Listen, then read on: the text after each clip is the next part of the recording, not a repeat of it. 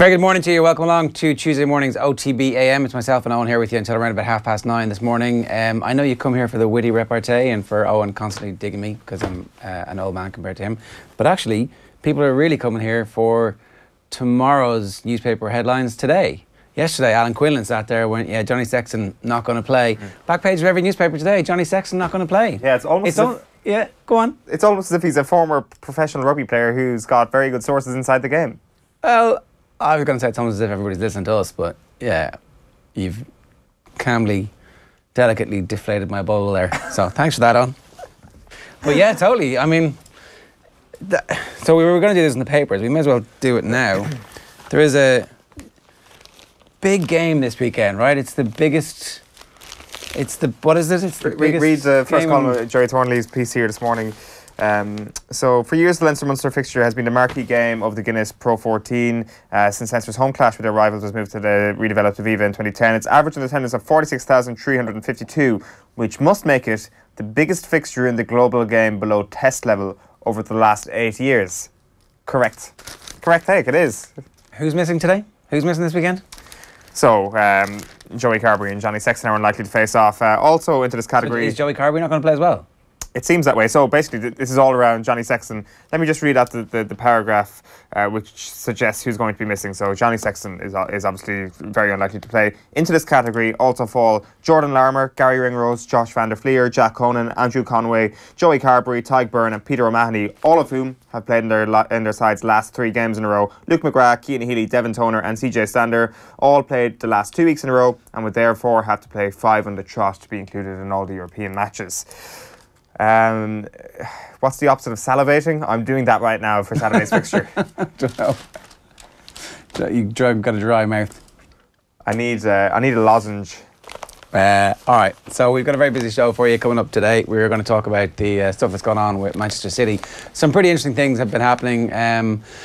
Mendy was 3 hours late for a rehab session, has been ordered to move out of the city centre because of the distractions, and also has been asked to not keep the company that he's been keeping. That's a very interesting one. That's not coming from Pep now, that's coming from the Manchester City hierarchy. Sam Lee's a goal.com journalist who's been working hard on the story, digging a little bit. He also had a very good story earlier on in the season about Leroy Sané getting dropped by Pep Guardiola. He's got a good source in the club, whoever it is, and we're going to speak to him a little bit later on in the show to tell us all that he knows anyway about the current state, because it's while they have such an amazing level of depth in that squad where this might never affect the results, the thing is, if the results start to go south, we do have this one thing that we can point to as perhaps a starting point, but it is Manchester City. Kevin De Bruyne isn't even fit yet. I know, yeah, it's all going to be grand. We're going to hear from Aaron Gillane a little bit later on as well. Pep's problems coming up around about 8:25. Graham Hunter talking to us about the Champions League, and Luke Thomas talking to us about a big week for UFC. Conor McGregor is all over the back of the newspapers after his sit down with Ariel Helwani. Was that him? It was on Skype, I guess. No, it was on the phone, yeah. On the phone, okay. It was almost reminiscent of some of the phoners we do, where somebody's like on the road between, I don't know, Castlebar and Clare Morris, and it's like, oh, you're breaking up there, Conor, at the start. I was a little bit worried for him, but I think that the phone reception picked up whatever hovel he was in Las Vegas, that the reception just wasn't quite good enough for a part of the interview. No, IPTTL. Right, let's bring in the newspapers. Thanks to Screwfix.ie, championing the trade with a dedicated call centre. Wow. Okay, so the best part about the Ryder Cup is the Americans tearing themselves apart afterwards. It's like they don't care about it enough to get really into it, and then when they get hammered, they absolutely despise each other. Yeah, tearing themselves apart. As soon as anybody mentions the idea of tearing themselves apart, the only thing I can think of is Tommy Wiseau in the room. It's like, you're tearing me apart, Dustin, or whatever Brooks Koepka said to him.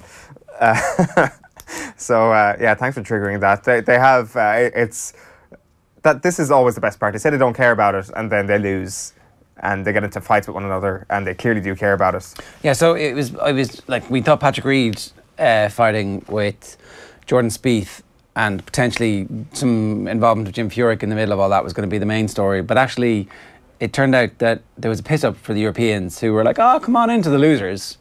They invited Dustin Johnson and not Dustin Johnson. Yeah, Dustin Johnson and Brooks Koepka. Oh yeah, okay. And apparently, I didn't know about this, but apparently there is some former beef between Dustin Johnson and Brooks Koepka, where Dustin Johnson's wife, who is, of course, Wayne Gretzky's daughter, deleted all photos of Brooks Koepka from her Instagram account, which, of course, in the year 2018 is as big a slight as insulting somebody's family, really. So Brooks Koepka became absent from Dustin Johnson's wife's Instagram account, so people are like, "Whoa, what's going on here?" And then suddenly the two lads came to blows on Sunday night, it seems. They had to be separated by some burly Europeans. The reason for the bust-up was not known, reports James Corrigan, which is carried in the back of the Irish Independent this morning. But a huge surprise, as they're regarded as best friends. Well, certainly they've been best friends at some point in their life. They played together in the foursomes where Rose and Stenson beat them, and they work out at a Florida gym together. Yeah, the thing is, Brooks Koepka would knock Dustin Johnson out with one punch, you'd imagine, if he isn't too busy admiring himself. Well, I wouldn't... Say that again, Johnson would not... Koepka would win that fight. Oh. Wouldn't he? I don't know. I mean, there's a wiry kind of street rat thing that Dustin Johnson has going on. Yeah, that's what I'm saying. Maybe Brooks Koepka is almost too sculpted to win that fight. It's a real possibility. Well, I mean, who knows? We might actually get to see it. Okay, so I'll bring you to the newspapers here. That Stars and Gripes is on the front cover of the Indo, and that's an excuse to put Dustin Johnson and his missus on the front. Colin Keys, Horan, well aware that retracing managerial steps is fraught with risk. I think all the more reason to consider what James Horan is doing, particularly brave. Tony Ward, Sexton could become a truly great leader if he drops antics. Ooh. What do you think Johnny Sexton's mind frame is reading Tony Ward telling him to calm down? What antics is he referring to? I guess some of the stuff that you might see him talking to the referee about. I know you hate me, but you have to listen to me, that kind of stuff. Yeah, is that not all part of the game? Is that not all part of the sort of aura around Johnny Sexton? If you can say that sort of stuff, like our other referees looking at the way he speaks. I can't remember who the referee was in question for that one, but his conversation with him, our other referee saying, well, I'm not going to mess with this guy, sort of thing. He clearly is watching very closely what referees do. It's all part of the competitive advantage. I'm not sure what I call it antics. I wish he wasn't as argumentative as he is with the opposition and match officials in the white heat of battle. The bottom line is, he's a superb tactical leader who is on top of his considerable game in directing operations. Strip away the Owen Farrell antics, and he could well take that leadership to another level. That's really the only reference to antics in the piece. Yeah. Yeah, and so there's Alan Quinlan's news from yesterday. Leinster could rest Sexton for a Munster clash. 6-day turnaround before the European Opener means Cullen will rotate squad for the derby, which suddenly means it's not the most important rivalry anymore.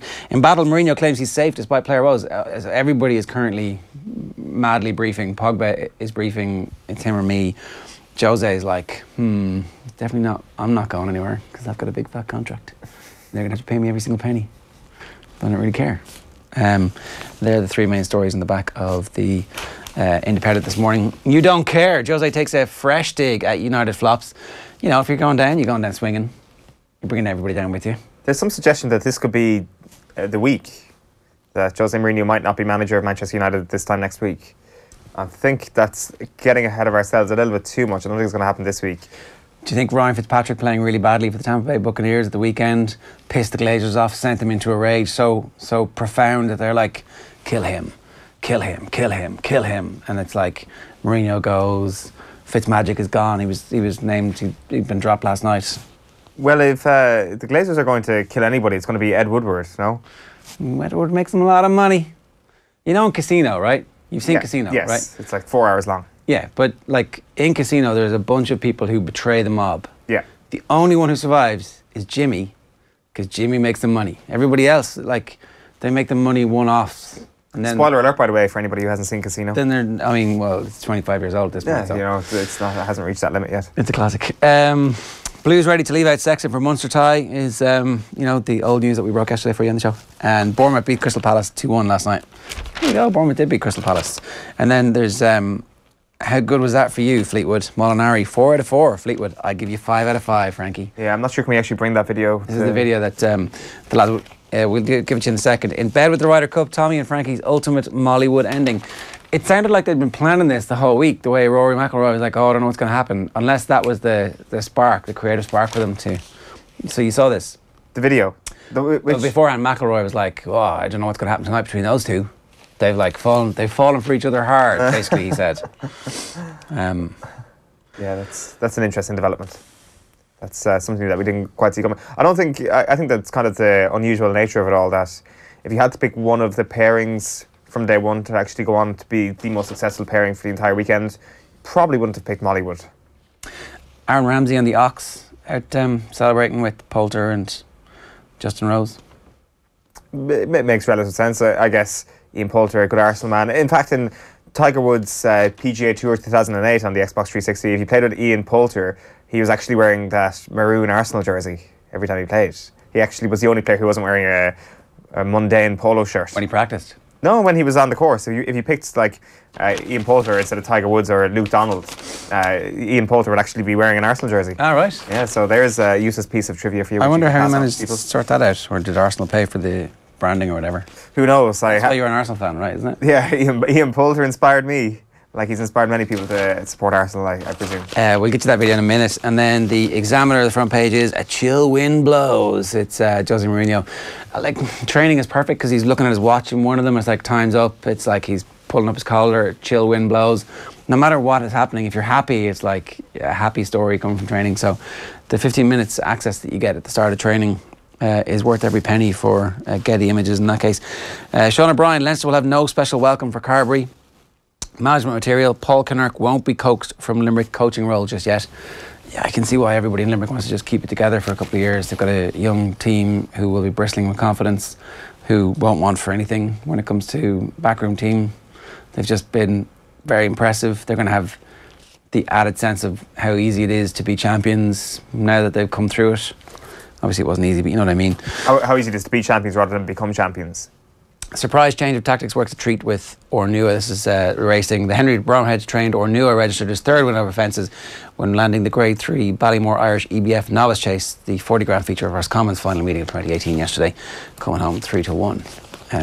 Yeah, it's like Champions League leading the way in the Irish Times, I think, other than those rugby nuggets from Jerry Thornley. We can bring you the Francesco Molinari, Tommy Fleetwood Ryder Cup video. Have a look.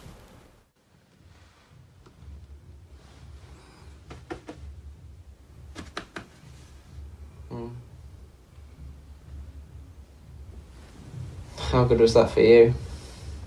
4 out of 4? Yeah. I'd give you 5 out of 5, Frankie.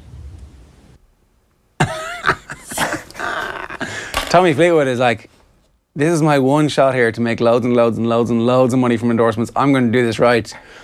Molinari's a bit like, am I going to regret this?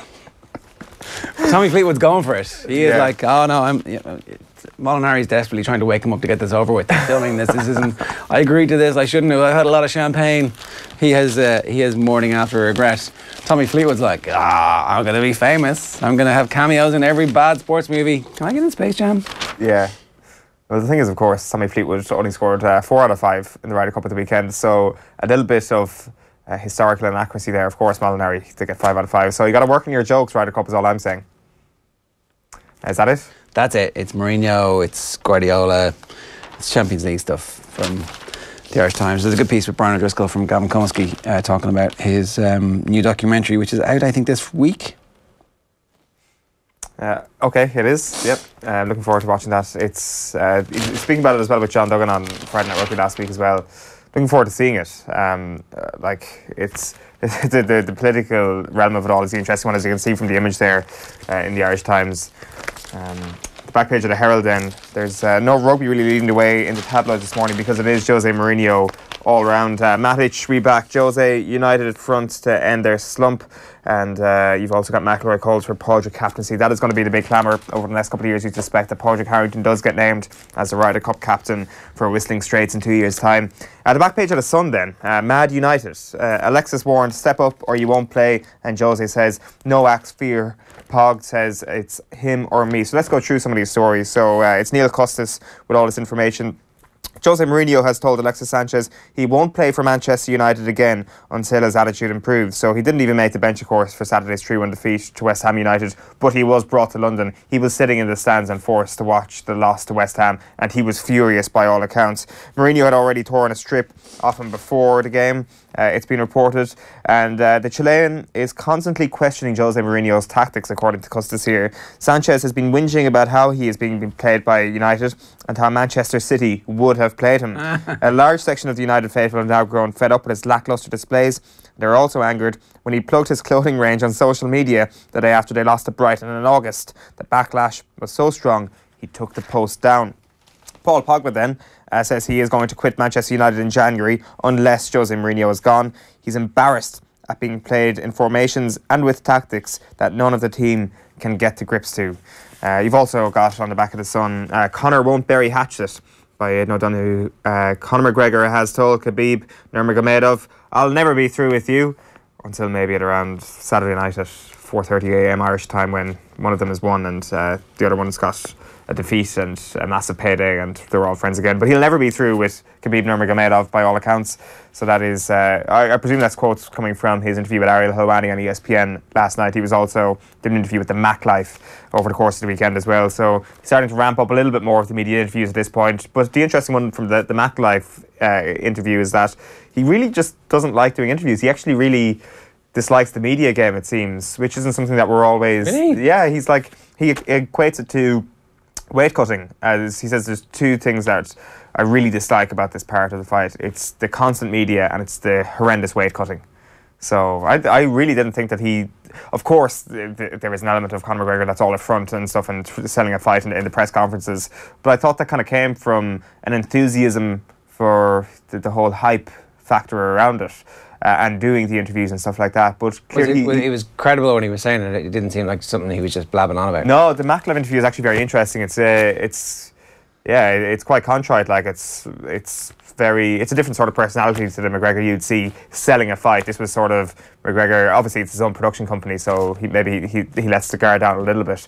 It's an interesting view, and like we did record the interview with Luke Thomas before the Ariel Helwani interview came out, but there's more interesting nuggets in that as well last night. Back page of the Irish Daily Star this morning is Toxic United. Targets put off by tales of unrest from the Red Devils stars. And Fury's rusty, says Bernard O'Neill. Mike Tyson believes that Tyson Fury hasn't fought enough in his comeback ahead of his meeting with Deontay Wilder and that boxing lacks big personalities. Like, just looking around for that McGregor interview last night, just having to go through ESPN to actually get to it, the thing I noticed was that this Wilder versus Fury fight is right up there as well in terms of the combat sports section of ESPN. Granted, I'm not in that part of the website that often, but I can't imagine any of Anthony Joshua's pre-fight build-ups have actually been carried over there too much, to the point where you do wonder if Tyson Fury is going to become the most notable British heavyweight in the United States. Well, if he beats Wilder. If he beats Wilder, I think there's a definite case for that, but I think already... I think because Joshua fixed the heavyweight division, he will always have credit in the bank. Like, beating Klitschko ruined the heavyweight division for Americans, for the Klitschkos, for 10, 12, 14 years. And nobody had any interest in it. And then the fight was so spectacular that, like, Joshua has that in the bag. That will always be part of his makeup there. I wonder, is part of this to do with the fact that ESPN don't have the UFC rights, that it's Fox who have the rights for UFC? So why the hell would they be promoting somebody else's stuff? ESPN have loads and loads of boxing matches. You kind of feel like this is the sport that we're going to put our time and money and page views into. They just had Conor McGregor on their ESPN show. Sure, but like, you're saying you had to wind your way through. Well, yeah, just on their YouTube channel, it was just kind of noticeable that there was a good bit of that press conference yesterday carried. Yeah, it's true. It's probably I'll certainly take Conor McGregor on any of my platforms at any point. Yeah, but I'm not necessarily going to like give you a breakdown on why Khabib is better on the mat. Yeah, that's probably fair. It was just something that stuck out to me. Back page of the Mirror is I'll not get the sack. Struggling Mourinho remains defiant, but bookies disagree and make the United coach favourite to get the boot. And Racing deny move to sign up Murray. So this is John Fallon in Toulouse who's saying Racing 92 have poured cold water on the possible move to sign Conor Murray when his IRFU contract expires after the next World Cup. Now on to a couple of the UK back pages. The Daily Telegraph is leading with what a shower. Some of my players care more than others, blasts Mourinho. Good picture. What? Good picture. Yeah, it is a great picture. And back page of The Guardian is United divide. Mourinho says some of his players care more than others, the same thing as well. And Donald McRae's got an interview with Bruce Grobbelaar saying, how many people did I kill? I couldn't tell you. So that's an interesting lead quote there from Bruce Grobbelaar. One last thing from the papers for me. Kerry closing in on the new senior football manager. We're just 7 days away from an announcement. It seemed last week as if Maurice Fitz was the preferred candidate, but he's just become the principal of Coláiste na Scaile, so it's unclear whether his workload will allow it. This is the slowest kind of I don't want it, maybe I do want it, I'm not sure I want it race that we've seen. Is there a sense that maybe these next 3 years aren't the 3 years you wanted, it's the 3 years after that? Well, definitely. Look at the talent there. I mean, they're the best players in the county, or the players who are poised to become the best players in the county are all of a certain age, which says that they are 3 years away from their peak. Like, if you take it in 3 years' time, you're talking about the first minor All-Ireland winning team. So what are we at, 2018? You're talking 2021. You're talking, they will be 25 years old, the eldest of that 5 in a row minor All-Ireland winning bunch. That is the ideal time to take it. So there is no question about it. The next job is still a transitional job. The question is, can Kerry overachieve and take an annex, I think is the correct verb here, 1 All-Ireland in the next 2 seasons? That is the only expectation they would have, or at least go very, very close. The thing is, it's just been rumbling on because the county executive is so late, but I think the idea of these inter-county management jobs have sort of rumbled on a little bit longer than usual this year is because we haven't had any All-Irelands to talk about. So all we've had to talk about over the last couple of weeks is James Horan or Maurice Fitzgerald / Peter Keane, and in Tipperary obviously with Sheedy. So just because we had no actual on the pitch All-Irelands preview. This week, last year I think was the replay, was it? Yeah, it would have been like 1st of October. Yeah. So it's definitely changed things dramatically. So we're all just kind of waiting, kind of checking our watches, waiting for these things to sort of be announced. And of course, I completely misspoke earlier on. Fox have lost the UFC, and it is part of ESPN, so it's mad that you had to dig your way through and weren't getting... Wow, yeah, isn't that curious, sure? Isn't that curious? All right, so here is Keith Andrews talking about how Man United are falling behind on and off the pitch. I don't think anybody's coming out of this smelling their roses. I really don't. And that goes right from the top of the football club all the way through it. Manchester United are falling behind the other big sides, and not just on the pitch. I'm talking about everything that's going on in the football clubs, right down to the academy. You've only got to look across the city of Manchester City and what they're doing, the money they're spending, how they're going about their business, the style in which they're playing football. Mourinho has to change. It's as simple as that for me in his man management style, because the way you managed a group of players 10, 15, 20 years ago, you can't do it anymore.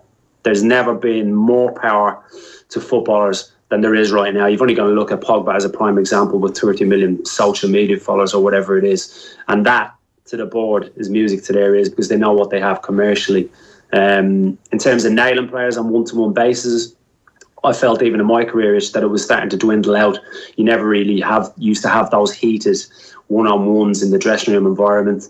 It was more collective. And I was always one that wanted, managers to call people out. Because in Manchester United's case, I think it's fairly evident. There's talk about today about Mourinho saying some players are caring more than others, some are giving more than others. Yeah, I know that. That's the problem. But his problem is he hasn't been able to control that, and at this stage, it's spiralling out of control. There you go. That's Keith Andrews talking about José Mourinho and the situation at Manchester United. We are going to talk a good bit about Mourinho now. We're also going to talk about Manchester City, the problems with Mendy and Sané, Pep's problems generally. I mean, they're not a bad set of problems to have when you consider his issues versus José Mourinho's. The countdown clock, tick, tick, tick. Premier League versus La Liga. And Zinedine Zidane. Is there a potential that Zinedine Zidane might be the Manchester United manager? Well, this is a question that was posed to José Mourinho about that particular phone call that Zidane... Before we get to that, we'll have the video ready in just a moment. So Champions League obviously back tonight. We'll have Graham Hunter on the line in just a moment. When you talk about the problems that José Mourinho and Pep Guardiola have, and how José Mourinho would like to have Pep's problems, or vice versa, well, obviously not vice versa, but that José would like to have Pep's problems. You do wonder, if Pep was in charge of this current group of Manchester United players, would this style of play be able to cover over all the cracks? Would Alexis Sanchez be a good Manchester City player? Perhaps is the case study question. I think that Marcus Rashford would. I think Martial would.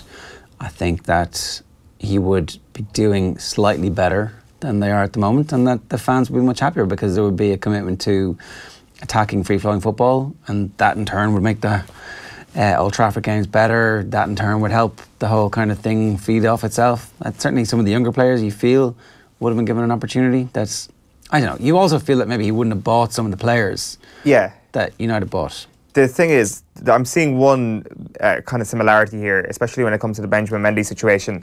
First day of the season, Benjamin Mendy plays really well, and Pep Guardiola is quite reluctant to actually praise Mendy. He says he would be even better if he stayed off social media a little bit, and that's got the stench of José Mourinho off it, doesn't it? The whole Paul Poppy, you shouldn't be posting on your Instagram account smiling in the middle of a Derby County match in the Carabao Cup, a cup that nobody cares about.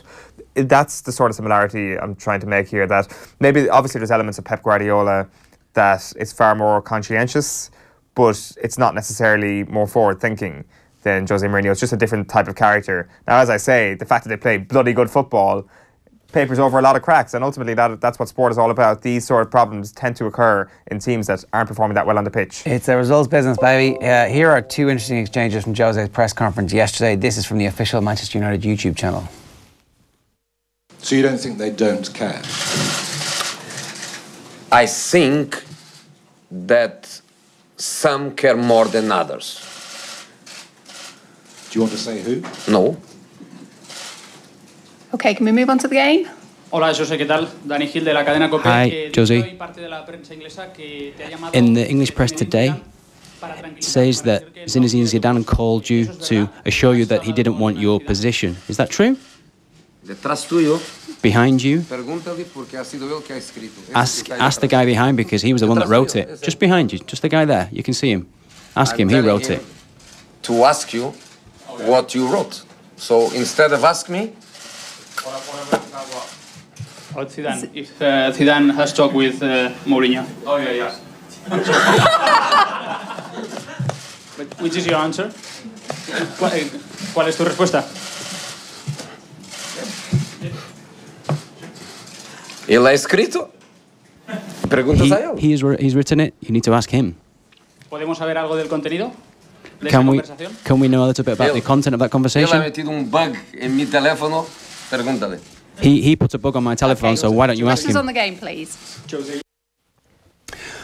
So José Mourinho, after the defeat to Tottenham Hotspur, said that Manchester United fans are far more intelligent than sinking to the level of actually indulging in the media or reading any newspapers, because of course José Mourinho himself doesn't read any newspapers or indulge in any of the media, and yet he can point out the face of the exact journalist who wrote the exact piece about him yesterday in a tabloid that of course José Mourinho would never indulge in. So he's getting one hell of a briefing off his media guy at Manchester United, telling him the exact face of the man who's writing the story about him. I mean, it is the Sun. It is a famous English hack who's written the story, so it's fair enough. José Mourinho reads newspapers. Yeah, of course he does. The idea that he doesn't, he just accept it, José, is all I'm trying to say. He pushes himself away from this idea that he's not tuned in far too often, that he is in his own little bubble. It is time for us to head over to somewhere in Europe. Normally we've seen Graham on the side of the road, we've seen him on a boat, but this week he's on a bike. Yeah, I am on a bike and you can see it now, but lads, I've got a serious complaint. This always happens. The link to me always has some sort of Freudian, like coming straight off the back, living in a little bubble. Do you know what I mean? And then to me, everybody gets what you're saying. And how did you get Kev Coban to be the translator at Old Trafford yesterday? I'm asking you that. He's a man of many, many, many talents. Well, let's talk a little bit, just to get your take on what's going on with Mourinho at the moment. The Zidane phone call was an interesting little wrinkle in the whole thing, and it all feels a little bit soap opera at the moment. But what's your take on how far along the doomsday clock is for Jose at the moment? Complicated question to give you a hard answer to, Ger, because I think people underestimate the degree of autonomy and power that Ed Woodward has, because Manchester United's owners, let's be crystal clear, feel very similarly to the people who owned Arsenal when Arsene Wenger was doing his little "it's good enough to be top four." That sounds like horrendous words to any of us who love football and its competitive edge, but in the modern idiom it means if the owners keep getting their dividends, drawing their money from an investment they don't have to mind, they don't have to touch, they can do other things in their lives, it's sad, but they stay happy. Ed Woodward has been making money for the Glazers, and as such, until now, the football criteria via which a decision like you've asked about there might have been made, they've been blurred by money. It's as simple as that. So the threat isn't because it's a loss to West Ham, or it appears like the football GPS has been lost, or it appears that that there is a bad atmosphere at the training ground. The difference now is that Manchester United profile as a team that won't reach the top four by the end of this season. And that's where the clock is ticking. Because that means revenue. They suffered 1 year at the end of Van Gaal without football. The Europa League revenue wasn't enough to keep the Glazers happy. And therefore, I think it's important that anybody who's analysing the United situation thinks of it purely in those terms. The cost, should they choose to get rid of José Mourinho, is something that the club can assume. The idea that it will be because players are rebelling or because an individual game, Derby, West Ham, is lost, that's not how the club's focus is. It's about, will the revenue stream be hindered? Will our guarantees to sponsors about being in the Champions League be hindered? At which point, that's when the decision is made. I think there's a crucial spell of games coming up. If you look at Valencia at home, Juventus home and away, and Manchester City, I think that's the point that Mourinho, in my opinion, still definitely has, because Woodward sees his own credibility and his own position threatened by having to get rid of another coach that hasn't met the standard. And therefore, I don't think we're in the dog days. There's a lockdown at United. I don't want to go into details to get staff members into trouble. But when you saw Juan Mata's blog posting, I'm sorry, this isn't the time to be speaking to you all, that is an order that came from on high. Everybody is battening down the hatches and is unwilling to be seen or even hinted at communicating with the media because there is a lockdown about leaks. And therefore, I think it's a very uncomfortable and in some instances quite unhappy ship. And that is not conducive to spirited football, unified football. But listening to that lovely little interchange between the Iberian journalist, José Mourinho, and Neil, I've got a one-liner for every situation, Custis. I genuinely thought that was José having an attempt, with my phone's been bugged, at getting back to the José of, I'm worried about bird flu and I am the special one. Those little one-liners where his face isn't saturnine and a football Lucifer, but instead is trying to look for the José with the impish sense of humour, and whether he hit the mark or whether he failed or whether any fans or media analysts care, that's what he was reaching for, lads, in my humble opinion. It's interesting there that you said that a lot of the Manchester United players have battened down the hatches and are, to a certain extent, afraid to actually speak out about this because it is such a sensitive situation. One of those players clearly is not Paul Pogba, because there's been plenty of things that he's said, and I think, as a matter of fact, from the first day of the season to last week or the week before last, he's actually become more enabled and he's said more out in the open public rather than he has at the start of the season. Do you think that Paul Pogba's teammates are therefore thankful that he's actually put his head above the parapet a little bit and actually had the balls to speak out? No, he's caused the vast majority of the problems. The batten down of the hatches is much, much more recent. It's very much over the days since Derby, accelerated by West Ham. The number of public declarations, the level of stories, the idea. I can't tell you factually that Zidane phoned Mourinho, but it looked very strongly as if Neil Custis' story was correct. That's another leak. José Mourinho was already hypersensitive about not just if stories get out, what damage they do, but who's doing it. He's somebody who demands blind obedience. So the battening down of the hatches I'm talking about from first-hand experience is very much over the last few days. And I think Pogba said the other day when he was asked to comment on something, I think his phrase was, do you want me to be killed?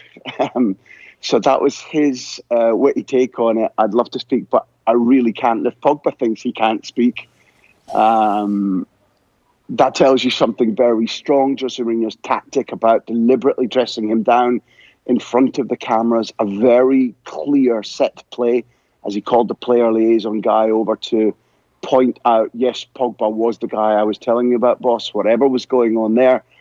The fact is that there's a very high premium being placed upon what messages get out, for good or bad, by José Mourinho. And it's really important to understand that he feels threatened, and also his concept of utter, complete obedience is being undermined by people leaking or saying things in response to questions. So I guess going back to Gerard's idea, that would give you the thought that Mourinho feels embattled. It's a very, very soft pillow he's got if he falls over in this instance, in that it would be his second enormous payoff in the space of less than 3 years, should that come to pass. What about tonight's game then? What type of challenge will Valencia pose at Old Trafford? Part of me feels like he got the team selection spot on for the game against Young Boys, and that might have been a turning point, but since then that same team has not taken the field, and I'm interested to see tonight if perhaps he goes back to something akin to that type of formation and personnel. What's absolutely crucial for Manchester United scouts to have told José Mourinho is that Valencia, while they have the personnel to come and win at Old Trafford, aren't yet quite in the form to do so, I don't think. It's landed semi-fortunate for Mourinho, and he should be able to understand the requisites of his starting 11, because they do have quality and pace, particularly given that up front, Gamero and Rodrigo with Gedge wide, that's proper pace, and they do have passing and composure in the centre of midfield, in that Dani Parejo seems to have come through his utterly horrendous week based around the Juventus tie, where he misbehaved in 3 straight games, gave away a penalty, missed a penalty and got sent off. But Valencia as a unit are counting heavily on the idea that Piccini at right back doesn't make more mistakes, that Garay is match fit, and I think he will start. The coach has been bemoaning that Garay has been absent. And Valencia are beginning to come through a trough whereby they treated the football like an unexploded bomb. It was hauled from person to person without much thought about whether it was the right pass or not. And they're beginning to come through that. They've got their most effective, most damaging personnel available, both in the starting lineup and on the bench. If you think about the possibility of bringing Cheryshev on, Batshuayi, who scored his first goal for the club the other day. So you're looking at a Valencia which is not in the same shape as when they were embarrassed by Juventus at the Mestalla 2 weeks ago. And therefore, they do carry a level of threat. Whether they carry a level of threat and confidence as clear-cut as Sevilla did last year in knocking Manchester United out, I think we're just a week or two short of Marcelino's team bringing that winning form to Old Trafford. But given how United have been playing, if they play without spirit, you talked about the personnel and you talked about the formation that you think might be repeated as against Young Boys. I think there'll be differences. I think Mourinho's high premium is in understanding who's for him and who's against him in that squad. He has to pick an 11 that believes whatever their relationship with José Mourinho is, whatever they think about his actions and his words, that the Champions League is vital for them individually, and that they have to give, a sparkling midweek European performance. Otherwise, my idea that Valencia are arriving just a little bit too soon in their season to win could change. There was one idea over the course of the weekend I had, Graham, just particularly watching Liverpool against Chelsea on Saturday night, just in terms of the extremely high quality in the game and just how enjoyable it was as a fixture. And like we've had you on speaking about Spanish football down through the years, and I don't think there's any argument that for the most part of this decade, La Liga has been the dominant league in Europe in terms of the quality of football, in terms of just being the best league in Europe. I wonder now, is the Premier League back at number one? It was a debate Ger and I had yesterday, and I was interested to hear what you would think about that. If La Liga has now been relegated to number 2 in the rankings, I guess, up against the Premier League. I think it's early. I think what do you call them in the horse racing? You set the weights. If the handicappers were treating your proposition, I think they'd be looking at the likelihood of your argument potentially being tipped over by the Spanish teams in Europe. I think that basing it on the very clear fact that Chelsea have bucked up, are a happy camp, that Sarri is a very seductive man manager and that the football is very good, that City are beginning to hit their straps at a similar level to last season. If you're taking those things and the fact that Liverpool are now an established proposition to win the title for the first time since 1990, and they're my tip to go all the way to the Champions League, I'd be foolish to argue violently with you, but I don't believe the proposition. I think that it's like a badly made pudding that you put cream on top of. The cream will taste lovely. I'm not sure about the puddings though. Fair enough. I guess. Sorry, I guess you're Premier League. disagree. I mean the pudding, not the puddings plural. That was just a little slip of the tongue there. And we'll see ya. Graham, great stuff. Thanks very much. Cheers, fellas. Viva the Premier League. I take it all back. Graham Hunter on a bike. Somewhere in Spain, I suspect. Yeah, it is. It's always so kind of exotic wherever Graham is. It's also sunny. It's like the rain was just cascading gently down when I stepped out of my front door this morning. What's with mainland Europe still clinging on to summer? I don't know. We've plunged right into winter straight away. Also, yesterday morning came out and was like, oh, this is freezing. I'm absolutely freezing on the bus on the way in. And then today, put on a hat and got scarf and gloves, and it's like absolutely roasting. Is it? Yeah. By the time I got in, it was a bit hotter than. Yeah, Jer gets up when the sun is up. Sun's up, buns up. Right, calling all students. We've teamed up with Vodafone X to fuel your passion for sport by giving you the chance to join Team Off the Ball for a full week. You'll get to see what happens behind the scenes of a show, attend a press conference, help report at a match, and even feature as a co-host of the show. If that wasn't enough, you'll also receive an iPhone 8 with a year subscription to Vodafone X Sport, which gives you access to 7 dedicated Sky Sports channels. To be in to win, submit your demo tape and details to offtheball.com/Vodafone X.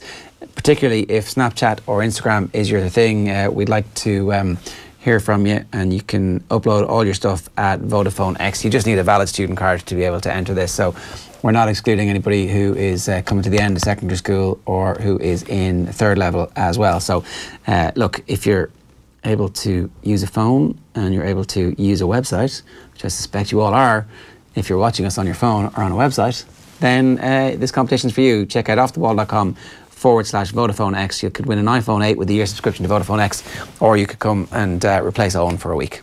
That would be great. Or maybe longer. That would be even better. Right, so Pep Guardiola has been involved in...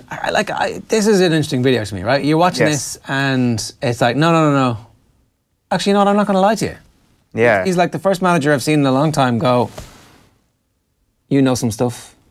Watch his face as this changes. Something very mysterious going on, I think it's fair to say. I'm not sure. Have a look. Right, so here he is in a press conference answering questions about Mendy. Pep, are you happy with Mendy at the moment? Are you happy with his progress and demeanour around the club and how he's progressing? Mendy? Yeah. You happy with him? I was injured 6 months, 7 months last season. No, I'm just asking, has he been around the club this week for treatment? Now he's injured again. Every day he's in the training session with the treatment, yeah. And you're happy with how he's progressing? The treatment? With how Mendy's progressing with his treatment? Physio, no, doctor. There's been a suggestion that he was late for treatment on Sunday and that you were unhappy with him. So, was he late for treatment on Sunday? Are you unhappy with him? Arrived late, yeah. Late, yeah. That sometimes happen. In the last period, a lot of players arrive late for the traffic. Manchester is under construction. What, on a Sunday? All the city. And most of the players arrive late, and they have to drop the kids to the school, and sometimes arrive late. But I'm talking about Sunday, so there's no schools on a Sunday. It's just, he was at the boxing on Saturday night in London, so was that an issue that he was at the boxing, he turned up late for treatment, and it's annoyed you a little bit? They should be here. Yeah. He knows it. Yeah. So has he been made aware that you're not happy with him? I spoke with him, yeah. Yeah. Okay. Well, and when do you expect him back? When he's fit with his feet. Yeah. But do you think he'll be fit quicker if he gets to training on time and treatment on time? No, it depends on now he's injured. So Mendy is not a big problem about physical condition. He's quick. The problem is was injured. He's still injured, and when he's okay, he's coming back. And after, when he decides to play, he's going to play. Sam Lee of Goal.com is on the line. That press conference, Sam, was last Friday. So in the meantime, you've been doing a bit of digging about what's been going on with this whole Mendy situation, and you've got some nice, fairly juicy details about what exactly is happening here. And it seems as if, well, this is a kind of an old school type of treatment of a player from a manager, but writ large into the modern era. They're treating him like a grown-up while trying to stop him being a stereotypical millennial. Yeah, I suppose so. I think the message really is they're wits' end with him. They don't really know what to do. There was a story at the start of the season that I did about how he'd been fined because he was late to training in the build-up to the Arsenal game, and apparently he's always either the last to arrive or just flat out late. And Guardiola also made him move out of the city centre, and now we've got to the stage where he was late for 2 to 3 hours for this recovery session last Sunday after being at the boxing. Not sure if it was related or not. Seems to go hand in hand though. And as soon as he walked through the door, Guardiola said, "Get out," and then banned him from any first team stuff, so stuff with his teammates that would have been recoveries or meetings or whatever, for the next week. So it seems like the punishments are getting incrementally worse because they're not entirely sure what they're going to do with him. They're not entirely sure what he's actually going to respond to. Yeah, which is mad when you consider the investments, the patience they've had through the injuries, and also the quality of the player we're talking about. Yeah, I mean, they've played him despite some stuff off the pitch that will definitely worry them, concern them, anger them. And the thing now is, if he is injured, which it does seem to be because he was late for this recovery session, there was a bit of a theory at first that he wasn't injured at all, but he does seem to be. And I'm just wondering now whether they would play him anyway, or whether it's got to that stage where he would be dropped as well, a bit like Leroy Sané, as we saw earlier in the season, and I'm sure we'll talk about. But yeah, they did play him earlier in the season, despite some off-field stuff that I can't mention.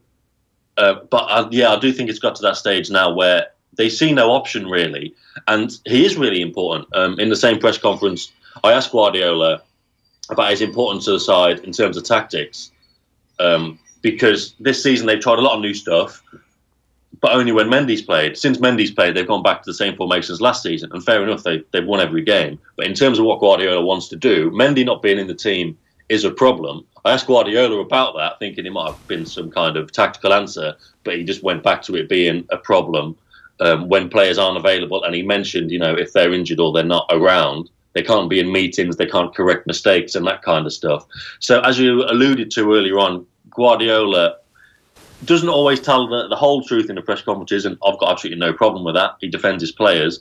But when he's got something on his mind, when he's got his bee in his bonnet about something, he will find ways to get it into the conversation. Because that was a very interesting exchange where he's like, no, players are late all the time because of traffic, but there's no traffic on a Sunday. Yeah. And he's like, well, he was at the boxing. Yeah, he was at the boxing. I had to have a word with him. It's like, it's not that he got caught out, but he did get caught out. And then he was also happy to tell the truth instead of just batting it away again. It was like, so Ferguson would have just shut that down. Or Mourinho would have just made a joke about somebody else in the room. But Guardiola allowed the whole thing to continue in a way that you would suspect it's somebody who doesn't know what they're doing, but it's Guardiola, so he knows exactly what he's doing. Yeah, because, I mean, to be fair, I would say generally he knows what he's doing because, yeah, he'll do it on his own terms, basically. Whenever he's criticised a player in the past, particularly with Aguero a couple of years ago and Sané now, we've gone in and just, after a game they've played really well and said, oh, Pep, tell us how great such and such is. And he goes, actually, I want him to do more. And we'll go, oh, that's interesting. Maybe there's something going on there. And then in a couple of weeks we'll go, oh, you mentioned you weren't happy with so-and-so. What's going on? And he'll be like, oh, no, they're great. Because if he thinks we're going to start a witch hunt, he won't have it. But if he gets the opportunity to do it on his own terms, he will do it. So, yeah, he didn't throw Mendy under the bus completely. And Mark did ask Guardiola if he was around the training ground. So he didn't obviously want to let out that he banned him and that things had got to such a level. But he did want to let out a little bit that he wasn't happy with him. But you're right. Mark tested the waters with it. Are you happy with him? And he seemed like Guardiola was just going to breeze through on it. Yeah, he's fine. He's injured. But yeah, did a little bit more digging to get to a bit towards where he wanted. But it was a bit of a strange encounter. It does seem that certainly the way we perceived Benjamin Mendy previously as a guy who just uses social media too much, and we saw that in his post-match comments after the Arsenal game on the opening weekend of the season, where he says that, you know, maybe he should just use Instagram a little bit less and then I'd be fully happy with him. But it seems to have, with the information you've got, with some of the other information we've seen over the last couple of weeks, that this is just a little bit deeper than that. The whole thing of being asked to move out of the city centre, senior sources at Manchester City saying they're not quite happy with the company Benjamin Mendy keeps, and the ban from driving for 12 months suggests that there is a lot more here than just a blatant unhappiness with how often he's posting on Instagram. Yeah, exactly. And again, that Mendy thing was an example of Guardiola putting stuff out there when it suits him, because after the Arsenal game, somebody would have asked, Mendy was really good, wasn't he? And he went, yeah, but we'd rather he focus a bit more on his football kind of thing. So that's another example of that. And yeah, the ban from driving thing, 24 points on his licence. They found out, it was said in court that he wasn't the driver, it was somebody else. But the points were for not responding to the letters. But I think they also said in court that he hasn't been driving at all, which isn't true. He has. He's had at least one crash with somebody else and no insurance, which the club are sorting out. It's the obvious comparison is Balotelli, but a lot of people involved at City at the moment at the training ground, they were involved with Balotelli, and they are the comparisons they're drawing at the moment. It's kind of like you say. You get the sense that he's just a fun-loving guy. Instagram, Twitter, everyone loves him, etc. And they do. He's really popular with his teammates. But he is a bit of a loose cannon, and that's why Guardiola banned him last week, because the coaching staff, they don't really know what he responds to and if he's going to get back on the straight and narrow if he was ever on it. Talk to us about Pep's relationship with Leroy Sané then, because there was a little kind of sidebar in one of the tabloids yesterday suggesting that he needs to be a little bit more focused. That was Pep's comments. And then you see Tony Kroos's comments this week saying sometimes you have the feeling that it's a bit like he doesn't care whether he wins or loses. So is Pep onto something here? Is there a little bit of tension simmering here? Because you obviously had a story earlier on in the season that Pep was downright unhappy with Leroy Sané's attitude. Yeah, but I mean, I must say that's small potatoes compared to the Mendy stuff. Sure. That was just a kind of a get your head right. What's the matter with this guy kind of thing. And there were obviously other off-field distractions which were a bit more understandable. His partner was having a child, but that had also led to, I think, a bit of a row in the family. I think his partner is 10 years older than he is.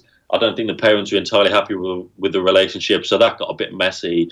I think it's his dad who represents him as well. So if his dad's the agent and then there's no real contact between them, especially if, City would like to sign a new contract with him. That was difficult as well.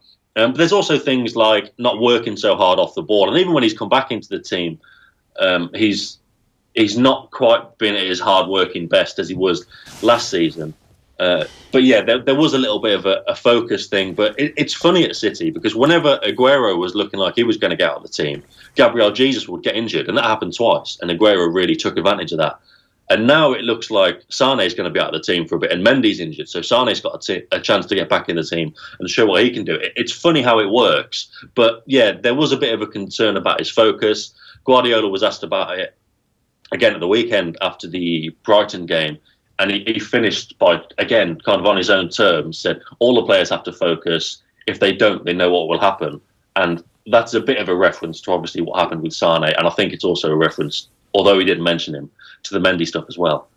Yeah, I think it's kind of a watch this space sort of situation, because with the depth and the quality that Manchester City have, there is a chance that even if things are not going so well in the dressing room, things on the pitch might still go seamlessly. But the one last thing I wanted to ask you, Sam, and you mentioned it in the article, is the difference in approach that Guardiola takes in terms of press conferences and how Guardiola speaks to his players in the dressing room. And you cite, obviously, the Amazon documentary saying that I will defend you to the hilt in public, but in the dressing room I'll tell you what you think.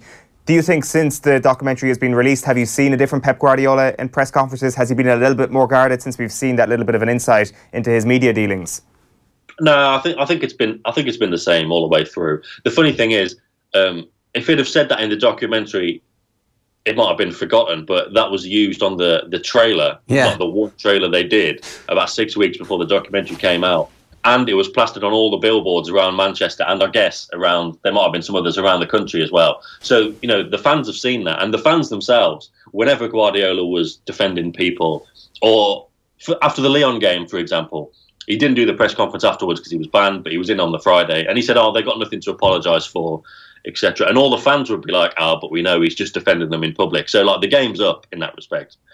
The way that Amazon put it all over the hoardings, everyone knows now what Guardiola does, but I don't think he's changed, because if that's his approach, that's his approach. And if it means we don't get headlines, then he's going to carry on doing that, and he's going to want to keep everything in house, which is the best way to manage his players according to what he's done in the last 10 years, and it's been working for him, hasn't it? So yeah, totally. We all know the game, but it's not going to change. Sam, it's not quite must win tonight, but it's definitely they can't lose tonight. And actually, an away win at this stage of the Champions League, having lost your opening home fixture, wouldn't go amiss. Are they going to win tonight?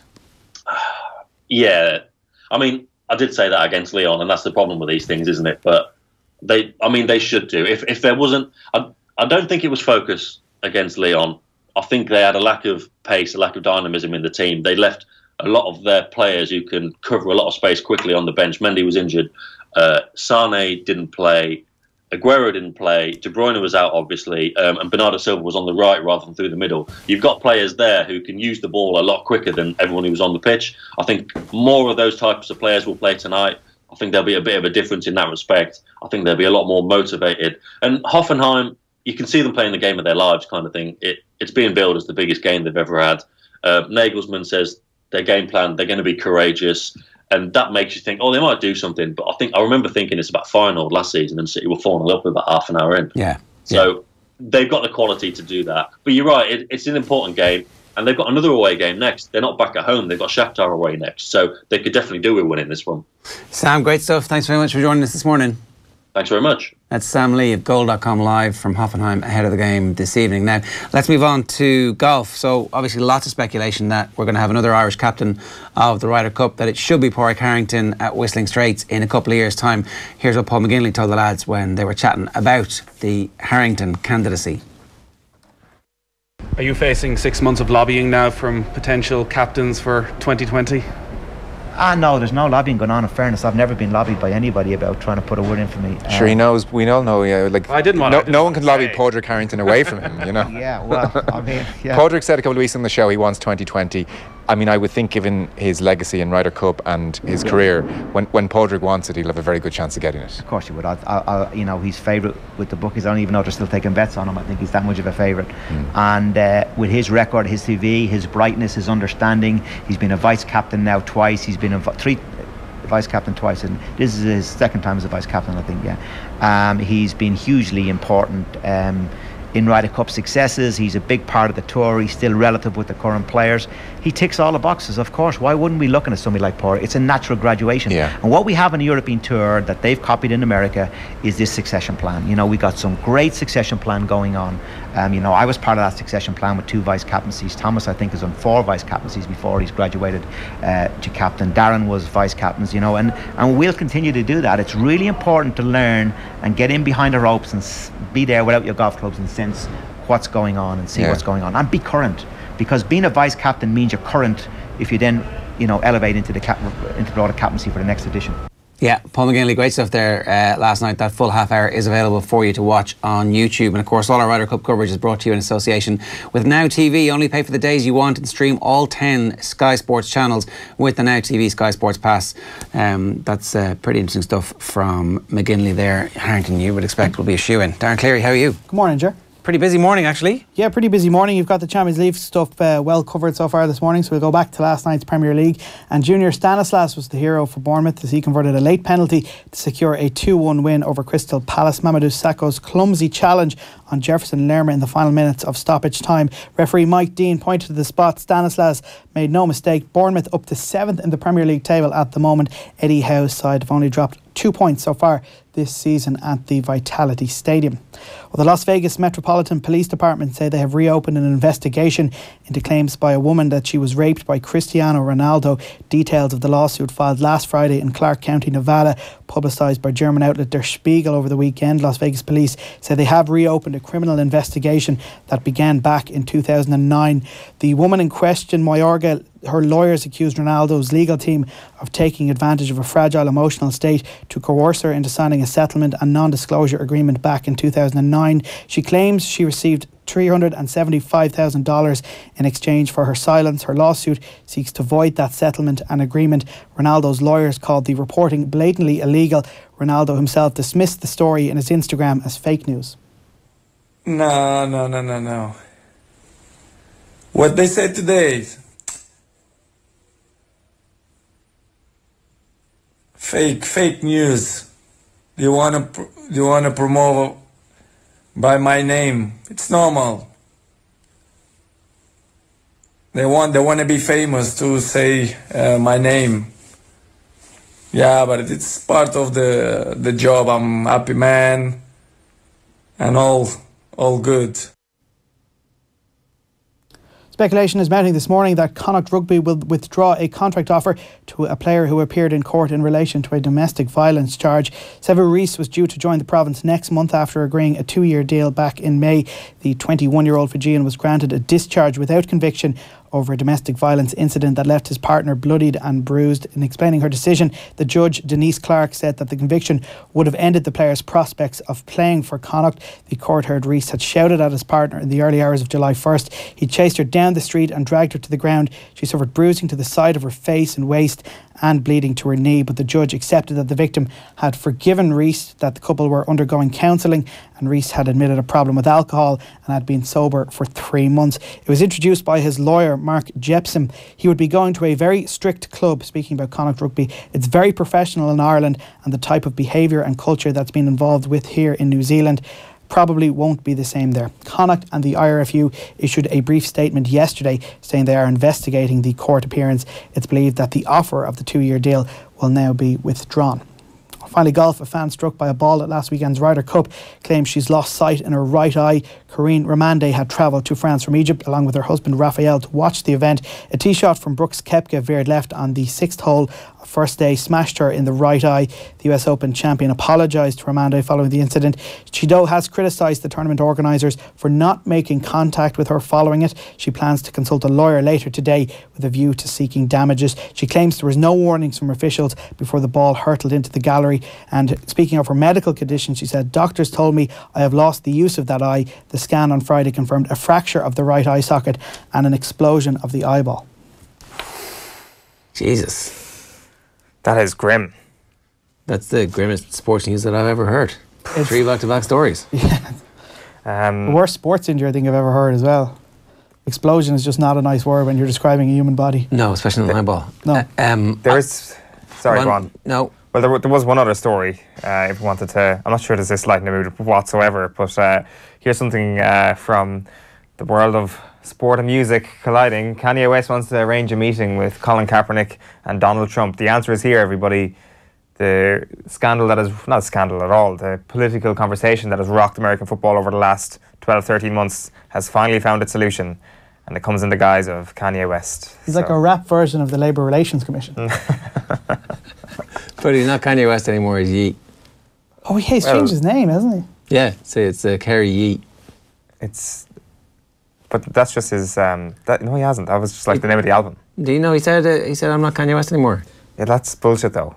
I mean, when Prince did it... Are you familiar with Kanye West and the fact that almost everything he says... I'm pretty sure his Instagram still says Kanye West, so as long as his Instagram still says that, then it's nothing different. We should run through the Champions League fixtures tonight as well. There's a couple of interesting games kicking off at 5:55. The Hoffenheim Man City game's doing that one. That's 5:55. Juve versus Young Boys. And do I have another 5:55 kick-off? No, that's a lot. 5:50. I can't get used to these 5:55. There's only 2 of them anyway, yeah. 5 to 6. I think they're class. But it's, well, now, Kanye West rapper changes his name to Yeet. Hear Yeet. Kanye West announces name change ahead of Saturday Night Live. Screw you, Owen. Well, that was... Screw you and your out-of-date information about a rapper that actually you should know much more about than I do. I'm looking at his Instagram right now. It says... What is his Instagram username? But he can't change it because he loses blue. Oh, yeah, that's true, yeah. Hey! Good point. No, Darren, I would not have got that. Thank you. I'm looking at his Instagram right now and he's changed it to Oh, Scarlet for you. Has he changed it to you? Has he? Yeah. Does he have a blue tick? Well, no, so he can't change the @ obviously, okay. but he's changed the actual header on it I'm going to go change my Twitter name to Yee for the crack. It's like it's all well and good changing your name to quite an average album, but apology accepted on. Don't worry. All right. PwC have enhanced their sponsorship of the All-Stars with their brand new PwC All-Stars app, which will allow GAA fans and the Gaelic Games media to keep right up to date with all the latest All-Stars related news, while also providing a comprehensive archive of all the All-Star teams from the awards inception in 1971. The PwC All-Stars app will be available to download later this week from the App Store and from the Google Play Store. You can watch our Jack McCaffrey and Kyle Hayes interviews back over on our YouTube channel. Limerick's Aaron Gillane was named the PwC GAA GPA Player of the Month for August. Here he is with Owen, chatting about Limerick's wonderful 2018 season. PwC GAA GPA Player of the Month for August is Aaron Gillane. Aaron, how are things? Not too bad, no, can't complain. When you look back on the last few weeks, what's the main thing you've taken away from being a winner in a county that hasn't won for 45 years? Jeez, tough question, still all sinking in, to be honest with you. I suppose just the pride that it's kind of brought back to Limerick and what it means to all the people. We were just chatting there about mainly the older generation, what it means to them, and just see how happy it makes them. It's just lovely to see, like. Yeah, like I guess you have to go through a real time of hardship to actually get the sort of happiness that a lot of people are getting from what you did in August. Oh yeah, but sure, geez, looking out is definitely 100% worth it. We're back training there. Say it could have been last November, and you know, it's a very long year, but thank God it was worth it this year. Last year I think we got knocked out there at the start of July, and it was still a long year of training for nothing, like, you know, so yeah, just thank God the training paid dividends this year.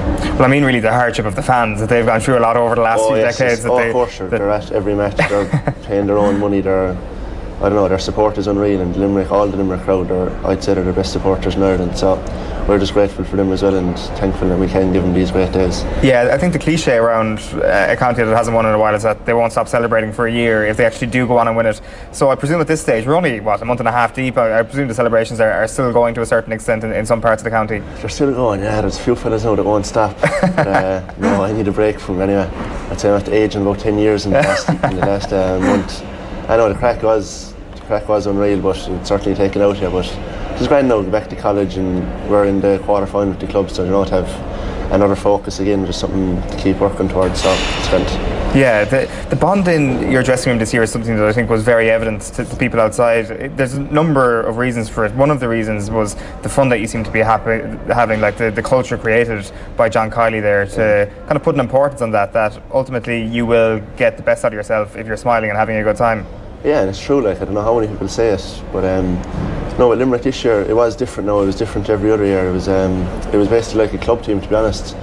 And I think Jack McCaffrey inside, I think he was saying, like, what's the point in playing if you're not going to be having fun, like, you know, so putting pressure on yourself, you're not going to get the best out of yourself. So as long as you're just going out and enjoying it and just basically having fun, and that's what John kept emphasising all year, and it worked for us anyway, so we'll try it again next year. Yeah. The other thing that's very evident as well is just the actual bond that you would have had with a couple of teammates down through your life. The obvious example being Cian Lynch. Like, you're obviously very close friends.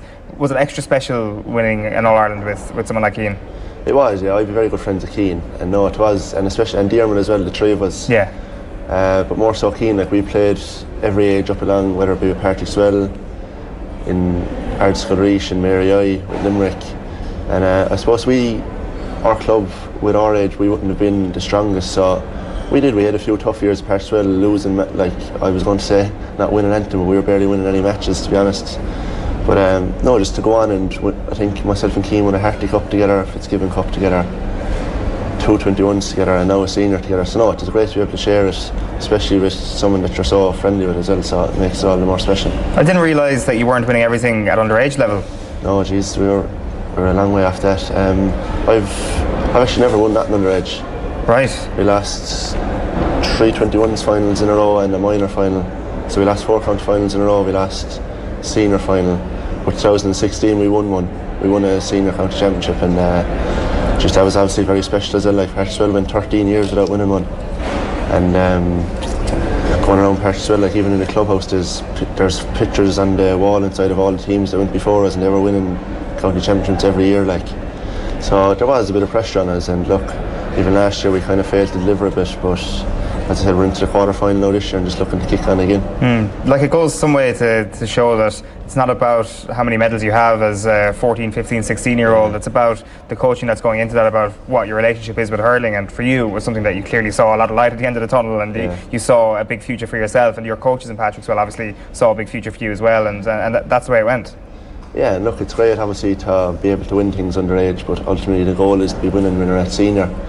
And look, some of the people that we would have played with up along underage, they may have dropped off because we were having no success and stuff, but like, if you've a love for something, like, you're going to keep doing it. And obviously we had great people now pushing us in the right direction, and all the coaches we had at Patrickswell and through schools and with Limerick, so we can't thank them enough either.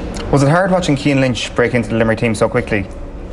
It wasn't, no, because I've known what Cian's been capable of since I've been 7 or 8. Yeah. He's definitely the best hurler I've ever played with, and I'm just lucky to be able to, like, say for Kyle now, like he gets to play with him throughout the year at Limerick, but I'm lucky to be able to fall back with Patrickswell and continue playing with him, like, and I keep learning things off him, and he's definitely brought on my game leaps and bounds as well. But no, it wasn't hard.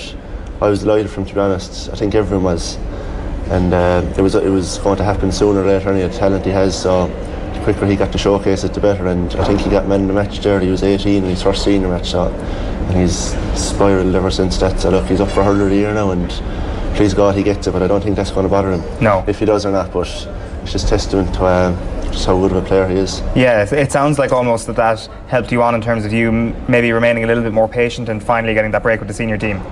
Yeah, but look, sure, everyone's progress comes in different ways, and you know, like, some people could be very good minor and very good 21, but then struggle to make seniors. You know, like, I think I played 5 or 6 minutes of minor at Limerick, and that was it. Played 1 year 21s, and luckily John just seen something in me this year and decided to give me a chance, and I was just determined to hold on to it, and it worked out, thank God. Because what happened last year? Was it last year you were involved with the league or something, or was it before the league and it didn't quite work out? You weren't brought onto the championship panel, was it? Last year, say we would have been coming off the back of winning with Patrickswell, so I got called in after we won with Patrickswell, and trained away all the Christmas, did all the hard training. But yeah, they cut the panel there at the start of the league, and I was one of the fellas that didn't make it, and I could have went away now and had a big fuss about it, but I went back, worked with Jamie Wall, played, got a load of Fitzgibbon matches, and they're very competitive matches, and I think that brought me on a bit.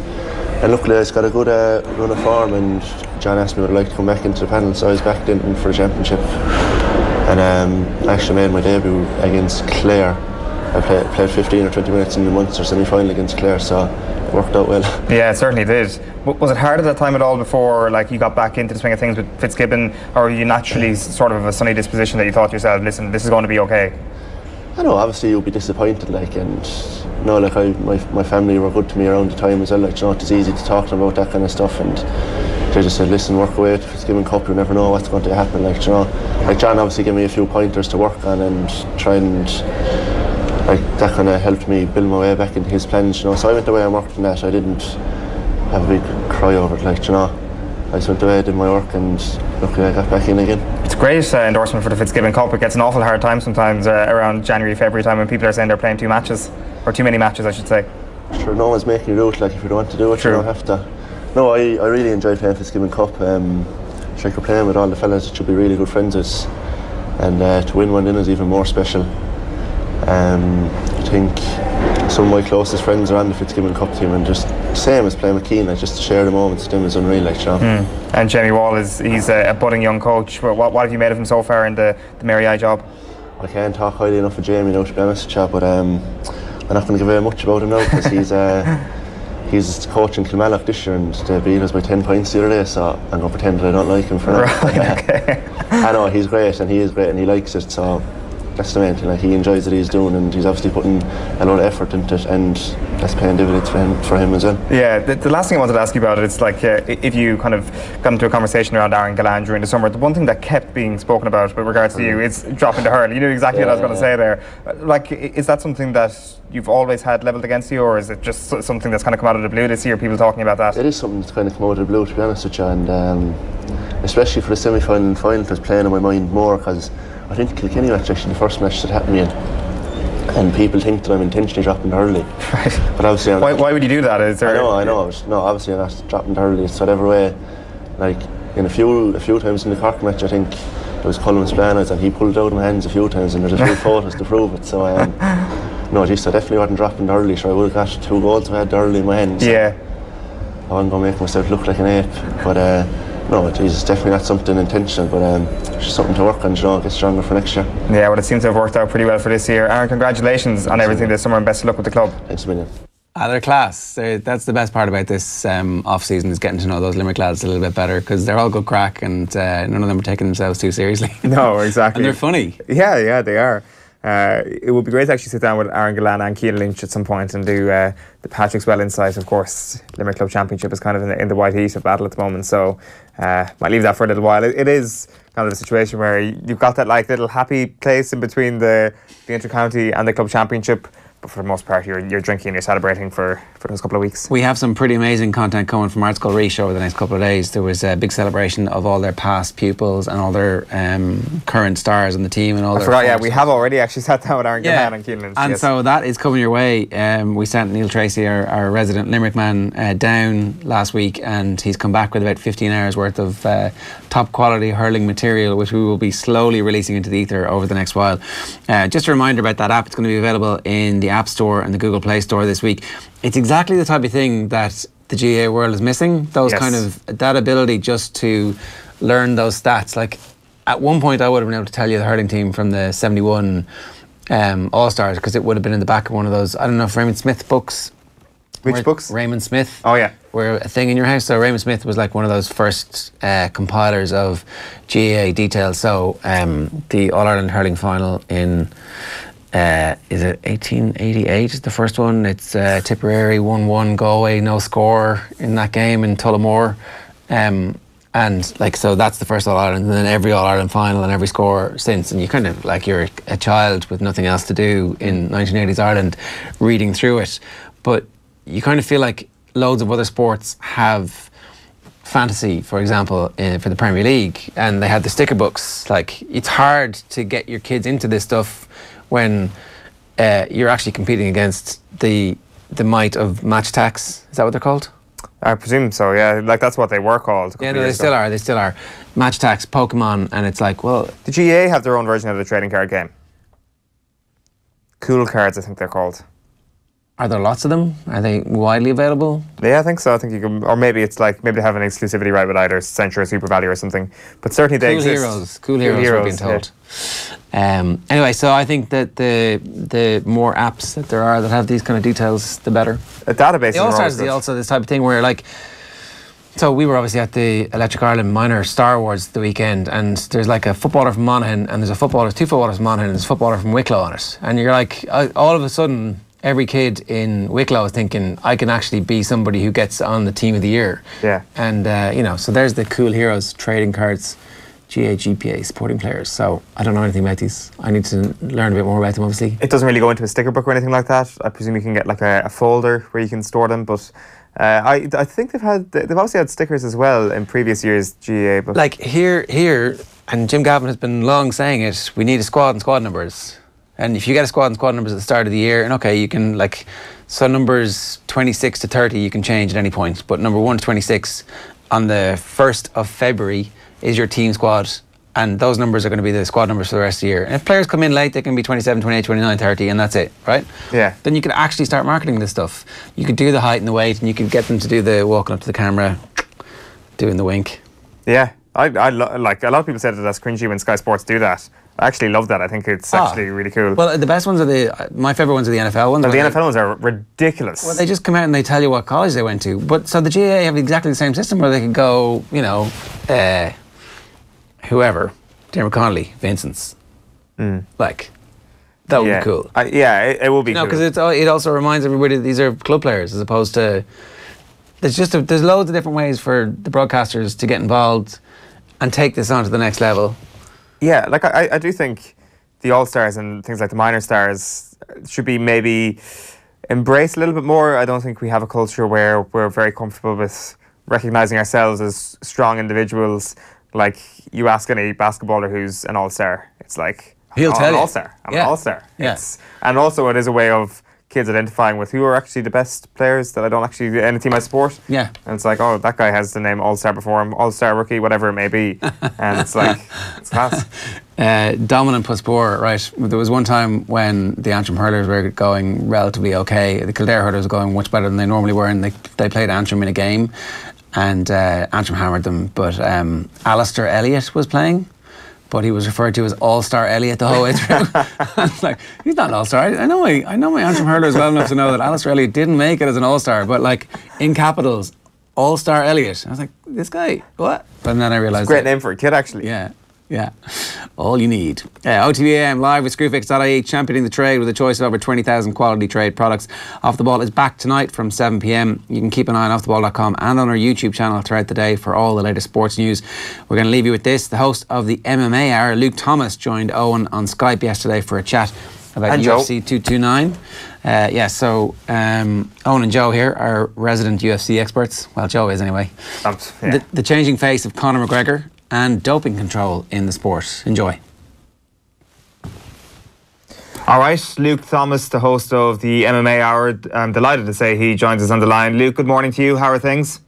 Good. I'm doing well, and thank you guys for inviting me. I appreciate it. No, it's great to have you on. So we've got to talk about this fight this weekend. It is fight week. I'm sure the hype over there is building and building at the moment. We've seen varying degrees of Conor McGregor, let's put it that way, over the last couple of weeks, from press conferences to an interview he's done with the Mac Life over the last 24, 48 hours. From your view, what is the real mindset that Conor McGregor is experiencing at the moment?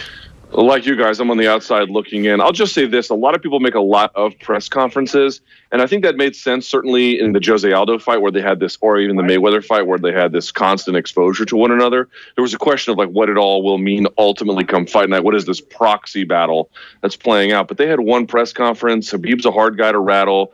So I don't make it much of it on his end. He had a subsequent interview that also came out, I think, last night with ESPN. He looked and sounded fine. I know some folks who were there in camp, they all said he looked great.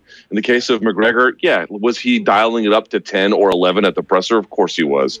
But there was no audience there. There was the one press conference. He had a show to put on. So, is he unhinged? Is he rattled? Maybe. But it could also be that there's nothing really to it. And that interview you saw on the Mac Life, he looked like he was dialed in to me. So I'm expecting a battle, and I'm expecting the guy to win, to be just a more talented athlete, not the one who was emotionally rattled necessarily. Yeah, I think we can read in a little bit too much into the competitive advantages of these press conferences, just because quite often they're so bloody box office, especially when it comes to Conor McGregor, and it's just headline news for days and days and days. But just looking again at that Mac Life interview, the things he says, like, I'm not in this for the money. We've seen him say that before, but he seems much more of a career-focused guy. He's almost mapping out his next few fights in that interview on Sunday. Quite a serious tone, and the fighter Conor McGregor, rather than the businessman Conor McGregor, has come back into sharp focus. Yeah, that's right. But it's also an older Conor McGregor. He has a child, right? And he has some of this established business, and he made an absolute killing. Good for him in that Mayweather fight. And so I think when you're financially stable and your family is stable and your career is, certainly we don't know exactly what his next move is, but his place in the firmament of greats is certainly there. You begin to just say, okay, why am I doing this? What matters to me? You can really refocus and you can distill the ultimate purpose. And I think you saw that. I think he says he's not in it for the money. It's like, I don't think it's exactly what he meant. I think what he meant to say was, certainly he's not going to compete for anything but a top dollar. But, has he already made enough money to retire? He has. So it's not necessarily that he's looking to achieve some financial threshold. He's looking to, I think, answer a competitive threshold. And I actually believe him when he says that. Yeah, he corrects himself pretty quickly when he said he wasn't in for the money this time. One thing I did mention was talking about not getting a chance to defend his 145 belt. Do you think that's something that was ever realistically on the table? And do you ever expect him to compete at 145 again? I don't. I mean, at the same time he was offering to compete at 145, he was talking in that same interview about just how murderous the weight cuts were and how important it is to not have just a 165-pound division, but a lot of extra divisions. And whether or not it's a good idea, we can debate. I do think the 165 is a good idea. Beyond that, it's a little dicier, but certainly point well taken, right? He was looking out for athlete health, not merely his own, but the rest of his contemporaries and the future fighters to come. Could he make 145 if it was the really right opportunity? I bet he could. He's never missed weight. He's always showed up on time, press conferences notwithstanding. But you get the idea. He's a professional. Like when he says he can make it, I believe him. But I would say that door, if not closed, is pretty much closed. He'll do it, but only if it's the truly best circumstance. Yeah, and even the fact that he's talking about 165 and discussing that potential division, obviously we've had a lot of talk about that in the last week. How important is it that he's kind of put his weight behind that a little bit and said that maybe one of his legacies in the sport could be broadening out and introducing these new weight divisions? So in as much as what he said it was intriguing, in as much as what he said it was not necessarily important, and here's what I mean. Unless he really and demonstrably put his weight behind it, the UFC is not going to answer to it. In other words, they don't want to do this 165-pound division right now for Nate Diaz and Dustin Poirier because they don't want to be leveraged, and they especially don't want to be leveraged by a Diaz brother on late notice, even if that's the best idea. So while Conor put his weight behind it, I think that's important. But unless he really gets out there and says, I'm not fighting again until you make this division, this is important, you want me back, these are the terms, then and only then do I think that would really push the ball forward. So I appreciate his advocacy of it, and I don't think it's nothing, but it's not really enough to make a demonstrable change if this is all it's going to be. Right, okay, that's going to become a very interesting storyline, I'd imagine, over the next couple of weeks and months beyond this fight. But just kind of one final point I took from that interview, and I'm sure you took from it as well, because both of us working in the media, I think when he talks about the media commitments, he compares it to the murderous weight cuts. They're the two worst things, he says, the media commitments and the weight cuts. Now, we're not playing the poor boy here. We don't care if somebody hates the media. They're like well entitled to say that they despise doing media commitments. We're not trying to make people feel sorry for us whatsoever. But it is interesting that Conor McGregor is saying this. It is interesting that the guy who he lauded as the person who's able to get inside the mind of his opponents time and time again, and with particular notoriety against José Aldo, a lot of people perhaps give that a lot of competitive glorification, that he would actually say that this grinds him down, or I certainly took that from this, that his whole process of thinking about the mind of his opponent is something that wears him down a little bit as well in fight week. Am I reading into that comment a little bit too much, Luke? I don't think so. I mean, the contours of it can be a little bit hard to decipher, but the general commitments that go with it, where he's talking about journalist A says, did you see what so-and-so said on Twitter? He had, he seemed obviously fatigued with that kind of thing. I can tell you, I've been taking that to heart. He's not the only one. Remember St. Pierre at the end of his run there, he was getting snappy with the media. He snapped at me once.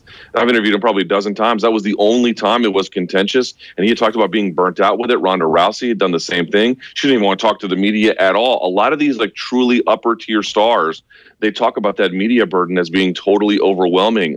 Somehow Mayweather has made it work. I've covered a lot of his fights. He seems to not be too bothered by it. I don't know what his method is, but I absolutely take McGregor at his word. That is just way, way too much. I was glad. There probably could have been a little bit more promotion for this, but in the end, maybe a little bit less can be a little bit more. And, whether it's a certain kind of question or a certain kind of interview that makes them a little bit more angry than the other, I don't know. But clearly the weight of it all is a little bit too much to bear, especially if you can do it in one go or a second go. But over time, when you're consistently popular, man, that's hard to do. And with that all said about the media commitments, we've touched on it kind of briefly, but there is this idea, there's kind of the aura of McGregor, and the idea that, say, particularly Aldo and Alvarez maybe froze on the big night and kind of got caught by deers in the headlights. And, we don't know if that's because of McGregor's movements when he's even in there, or if it is the idea that he's got inside their heads. Do you think it has any impacts on these fights? And do you think we're going to see kind of a further amping up of this kind of WWE sort of like crazy atmosphere on Thursday night? Well, do I think it's had an impact? Going into the Aldo fight, here's the thing. I just don't like it when we have these conversations, not you and I per se, but in the media generally. Whenever McGregor fights, like there's never any attention, or very little anyway, paid to like how good of a fighter he is. It's always like, is he in his head? How much is in his head?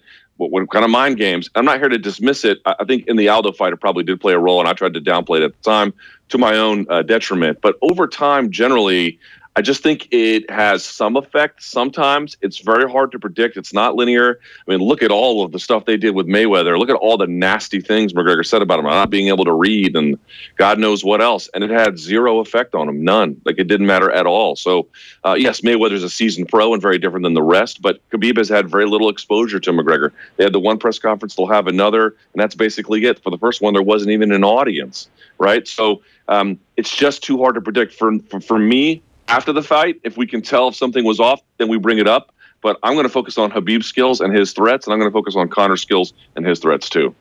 Yeah, for sure. like you have spoken on the show, maybe not about the impact of what is said, but about the context of what is said and the content of what was said, and sort of the geopolitical ramifications of what has been said, particularly in that first press conference. But just kind of separate from that and what you've done and the people you've interviewed, what sort of atmosphere do you think is going to prevail in Vegas on Saturday night? It's all going to be fine, right? It'll be great. It'll be great, I'm sure. I mean, I think that the UFC is ready for this moment. I think fans are ready for this moment. I've only covered one other McGregor fight in person. That was 205. Alvarez won in New York City.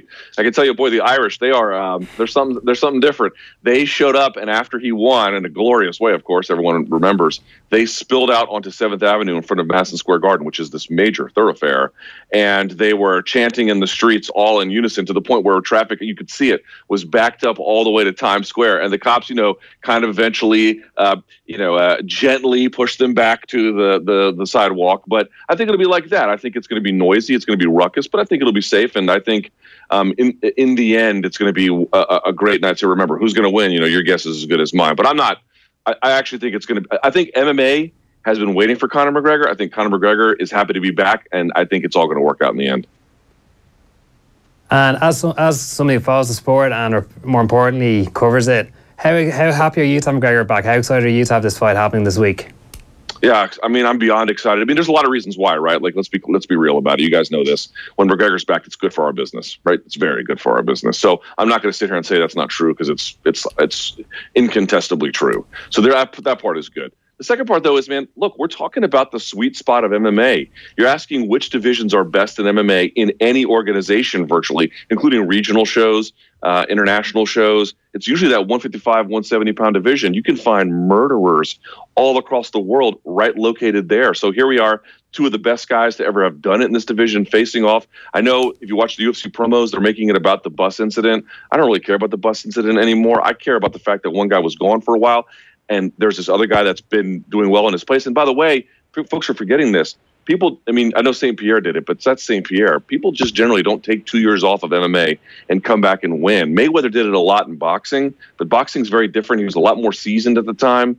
This is a major risk and, frankly, a major experiment that I'm looking to see how it goes. So to ask me if I'm excited to see McGregor back, yeah, a lot. The predictions seem to be split a little bit going into this. Khabib says he will be fighting a little bit angry as a result of what's been said. Do you think that gives him an advantage or not? And I'm not sure if you're going to give us a prediction. It sounds like you're not going to quite stick your neck out and tell us who's going to win. Yeah, I mean, look, predictions are something that most experts actually shouldn't do. I read a book on expertise, and really what experts should do is you should try to have a sense about the future, but it's really evaluating the past and how things happened. I mean, here's what I would say about it. I think for me to make a personal prediction, like here's who's going to win, there's just too many unknowns. I just mentioned the 2 years off. What impact is that going to have? If it has no impact, that will be absolutely mind-blowing. But it's entirely conceivable, right? On the other hand, I mean, would it really shock you if Khabib went in there and just ran him over for 5 rounds? He does that to everybody. Why would McGregor be the exception? That would be a totally plausible scenario. Here's what I would say. I honestly don't know, and I know that is totally unsatisfying as a response. The only piece of thing I'll give to hang on to is that, historically speaking, matchups like this, if you just look at them in the way in which they have typically gone, it would tend to favor Khabib. But I say that very cautiously, and I say that with a ton of unknowns out there. So if I had to lean a direction, it's that way, but I am not putting money down, trust me. Yeah, I don't think either of us will be. But that whole divergence of opinions and, I guess, divergence of possible outcomes is what makes this such a salivating fight on Saturday night. Before we let you go, Luke, we did want to talk about something else, because we do cover doping quite a bit on Off the Ball here on the show. And yeah, I guess on your own show on the MMA Hour recently, I think it was the 30th anniversary of the dirtiest race in history of Seoul 1988. You went on like a really sensible sort of monologue about why MMA fans and why sports fans in general, I actually feel it was kind of a really good monologue that sports fans should watch, about why we can't get carried away with this whole propaganda that we live in the post-doping era in any sport. It's a term that's trundled out quite a bit when it comes to cycling at the moment, and particularly when it comes to combat sports, where the ramifications of doping can be quite severe, far more severe than any sort of racing sport. We need to be very cautious with how we talk about a sport that perhaps is entering a post-doping era. So I guess we'll ask you that. Has there been a doping era in MMA? Is there a post-doping era? Or is anybody who says that such an era exists, are they well in over their head? I'm willing to believe that the doping era we're in now is demonstrably different than the doping era we were in before. But I wouldn't call it post-doping. I mean, the major thing that I had anticipated when USADA would come is that, yes, some people would get off early. Some people would, they would never use, would just carry on as normal. But what it would really do is it would make fighters better at cheating. Because you would have to be in order to take it. And I know that sounds a bit defeatist, perhaps, but the reality is that if you look at worldwide doping, you guys know this since you've covered it, and you've had some great guests on who would disagree with me quite vehemently, and I certainly respect that, but you have 1% adverse analytical findings to international testing, and then you have private surveys of athletes, and they're responding to 40-50% rates in terms of use. The math just doesn't really hold up. Now those guys have much more experience at the international level with stricter testing. But the point I made and the monologue you had talked about was that in 1968 when they were trying to find amphetamines in racing, it was a reasonably doable thing. It's just not doable anymore. There are so many different kinds of drugs. Most of them designer. Most of these are discovered through investigations, not through testing. And so the reality is they're just going to keep using. And the two possibilities you face are, one, you could have these incredibly harsh punishments, but I actually think you would damage your sport potentially irreparably if you do that. I mean, the idea is that it's supposed to be deterrence, but there is no real deterrence that I can detect. What I can detect is just smarter evasion. And as a consequence, when someone does get hemmed up, it's going to have massive implications for your sport to simply function. And the other way you can go is you could say, well, look, I don't know what the answer is. And I'm telling your audience, I do not know what the answer is. There's a great Scottish academic by the name of Paul DeMeo who has done a fantastic work, who has a new book on that. He's trying to find a new way forward because you can't simply have free reign. But this idea of zero tolerance, of hammering it down, of we're going to deter through force, I just don't think it works. I think finding some kind of way to live with it is probably a little bit better. And that's where the debate needs to shift. And just considering that we are, 3 years into USADA having this deal with the UFC, overall, do you think it's had a positive or negative impact? And are there kind of negatives, say, on the weight cutting side, banning of IVs that, have maybe made the sport even more dangerous? It's a tougher question. People have asked me that all the time. Is MMA better off because of USADA? Certainly if you are a big believer in the modern anti-doping movement and its institutions, you might argue yes. I would argue to your point that the methods of adjustment have not gone quite easily. Weigh-ins are a little more problematic than they used to be.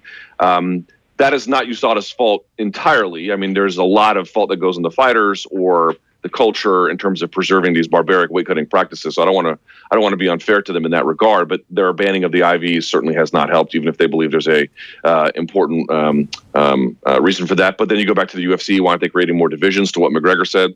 You get the whole idea. I would say, look, probably some stricter doping controls has probably helped. On the other hand, it's probably only exacerbated what we already know to be true, which is that richer athletes can afford more designer things and have better representation legally and better ability to avoid punishment or detection altogether. So I would say it's probably split in a net way. I would probably lean towards negative, not all good, not all bad.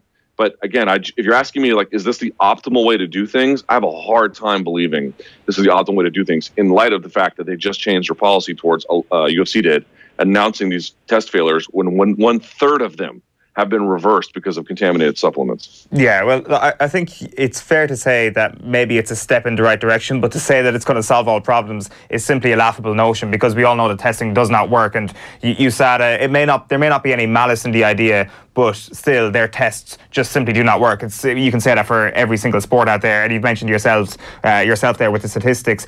You mentioned there the amount of money that UFC fighters earn, or if you got more money, you're able to protect yourself a little bit more. What I would wonder is in terms of athlete welfare within UFC and perhaps within other MMA promotions, the idea of whistleblowers, because if you think about the most famous whistleblower in modern doping, it is Floyd Landis. And to a certain extent, would Floyd Landis have come out if Lance Armstrong had been a little kinder to him, if he was a little bit richer, if he had nothing really to gain from not the notoriety, but from the sort of feeling of duty that was in his head at the time when he came out with those explosive revelations about US Postal? If you're not looking after your fighters too well, which the UFC has sometimes been levelled with that accusation, well, the potential for whistleblowers to come out is surely a bigger possibility, and something that, if there is widespread doping going on in the sport, is quite a worrying possibility for Dana White. Yeah, except here's the difference. In MMA, there is this weird culture of omerta, and it's bizarre. And you saw it with John Jones, and I don't know if I was surprised. I guess I was surprised. Yeah, I guess I was surprised, at least to the level which we saw it, where they're like, well, I'm upset that there was this uneven punishment for a multiple-time offender. Okay, in theory, I can get that. But then when you looked at what the reasoning was, and this was, remember, the report and the arbitration was written by McLaren himself, the guy in charge of the report that Russia was supposed to acknowledge before they could even be let back into the community of nations. And people are saying that's not good enough.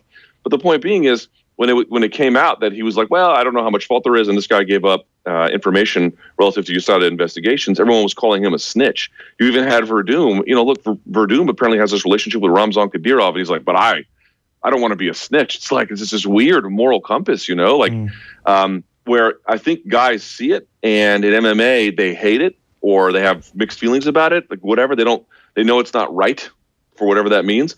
But a lot of people don't want to say anything because apparently telling other people about that wrongdoing is considered disreputable. But I tried to explain to people, like, how do people get caught in anti-doping? Typically the big ones anyway. Yes, you catch the random idiots through testing, but the generally big fish, it comes through investigations. That's a critical component to their anti-doping efforts. And you want to, like, if you really care about anti-doping, USADA took off 2.5 years. Boy, they must really love the information they gave. It must be really valuable. I found that shocking. So you're asking, like, would there be whistleblowers given all the different motivations for them to be, whether it's poverty or some other kind of issue? Ordinarily, I'd say yes, but inside this culture, there's a bit of a backwards thinking on it. The omerta sounds familiar. That's it. And just finally, on that John Jones case and the idea that he's given over this information, do you expect that to be substantive information, anything to come from that? Your guess is as good as mine. Folks have said that whatever value came from that would have already materialized. Because otherwise, how could you reduce the punishment if it didn't prove itself to be valuable, rather than something you could use down the line? I don't have any thoughts about it. I don't blame John for doing it. It was in the rules. It's self-preservation. I found the rules to be draconian to begin with. And if USADA found it that valuable, then I'm not sure why fans are supposed to be upset about it. And by the way, you're asking if it's good if Conor McGregor is back. I realize this will be a contentious opinion, and I understand that, and I understand folks will not agree. I'm happy to see John Jones back as well. Right, okay. So that's an interesting... So I think we should continue this discussion at some other point. Like the only final point, because we're kind of out of time, Luke, that I wanted to ask you about is, I guess, this idea that maybe the bringing in of USADA helps on some sort of optical level, that, it looks like the UFC aligning with USADA is a good thing. And you look at someone like Jeff Nowitzki, obviously brought in over the past couple of years as well. From your view, has that been a positive step overall for the UFC? There might have been parts of optics for that, and I get that, but has there been an actual momentum change as a result of his implementation and his introduction to the UFC fold? And sorry, Luke, if I could just tag on to that really briefly, is the fact that USADA came in very close to the time when the UFC was ultimately sold on, is that kind of a coincidence, or was that part of a kind of legitimizing and packaging the sport before it was sold on? Yeah, the sale, I'm not sure I know about. People have theorized about that. I've had some talks with some folks. I can't say it's not true. I don't have enough evidence to say that it is. Here's what I can say. Let's start with Nowitzki first. Certainly, he and I don't really agree about anti-doping. So in that sense, we just have divergent worldviews. But I certainly trust that he's a guy who does his job in earnest and good faith. I will say, remember, his job is athlete health and well-being generally. Sure. So I think he is trying to make some inroads into some other issues, in particular weight cutting, to make things easier on athletes. Whether or not he's got all the right ideas, I don't know. But I certainly believe that he's a valuable contributor, at least in that regard. But as it relates to why they're with USADA, this is to me very simple. And it's actually the one argument I find very compelling, which is I don't really think that they care about cleaning up the sport. And frankly, I don't think the fans do either. I just don't buy that at all. What I buy is that in the event of disaster, God forbid, that a fighter is severely injured, let's say paralysis or death, and the fighter who is competing against him tests positive for some kind of PEDs, they can have what I call social insurance, where at that point they can say, look, this is terrible. We will do everything we can to make sure this never happens again. But look at what we did. We had the highest level of drug testing. Even if that doesn't necessarily mean what it's supposed to mean among critical observation, I think to the wider public that would be very valuable. And now here's the problem. you caught the tiger by the tail. The dog has been chasing the car, but it finally got it. Now what do you do with it? How do you back out from that position now that you've arrived there? I don't know how you do that. So I can agree that's pretty compelling logic, but I think that's really the only one motivating all of this. Yeah, it's interesting you mentioned that. Like you mentioned 1968 and cycling a few moments ago, like 1967 obviously lives in infamy in the cycling world with the death of Tom Simpson, but hopefully MMA will never come to that sort of grim reality itself. Luke, it's been fascinating chatting to you. That's one hell of a discussion there. Hopefully we'll be able to continue it again, maybe on the opposite end of this fight, because it is a huge fight week in Las Vegas. Enjoy it on Saturday night, and hopefully it will be a good one. Happy to come back on any time, guys. Thank you so much. Nice one. Appreciate it, Luke. Luke Thomas there, host of the MMA Hour. OTB AM. Thanks to Screwfix.ie, championing the trade with a dedicated call centre.